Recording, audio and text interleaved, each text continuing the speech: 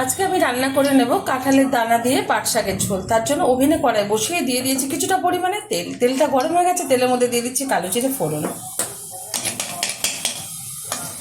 দিয়ে দিচ্ছি ধুয়ে রাখা চিংড়ি মাছ, একটু হলুদ মাখিয়ে নিয়েছি আর একটু টুকরো করে নিয়েছি। বেশি ভাজবো না, হালকা করে ভেজে নিচ্ছি। এখন দিয়ে দেবো চিড়ে রাখা কাঁচা লঙ্কা আর কাঁঠালের দানা। এটা একটু সামান্য পরিমাণে নেড়ে চেড়ে নেবো, নাহলে কিন্তু কাঁঠালের দানাটা ভাজলে শক্ত হয়ে যাবে। দিয়ে দিচ্ছি ধুয়ে রাখা পাট শাক, ভালোভাবে নেড়ে চেড়ে নেব। একটু নেড়ে চেড়ে নিয়েছি। এখন দিয়ে দেবো পরিমাণ মতো লবণ। লবণটা দেওয়ার ফলে শাকটা খুব তাড়াতাড়ি মজে যাবে। দিয়ে দিচ্ছি হাফ চামচ হলুদ গুঁড়ো। আমার এই রেসিপি যদি আপনাদের ভালো লেগে থাকে আপনারা অবশ্যই আমার চ্যানেলটিকে সাবস্ক্রাইব করবেন, লাইক করবেন, শেয়ার করবেন।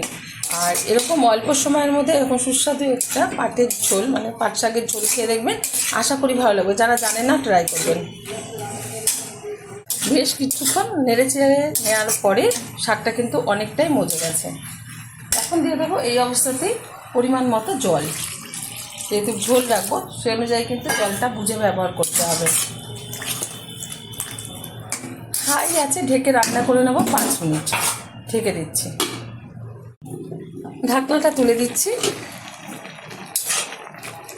সুন্দরভাবে কিন্তু কাঁঠালের দানাটা সিদ্ধ হয়ে গেছে আর ঝোলটাও হয়ে গেছে। নামিয়ে গরম গরম ভাতের সাথে সার্ভ করবো। আপনারা অবশ্যই ট্রাই করবেন।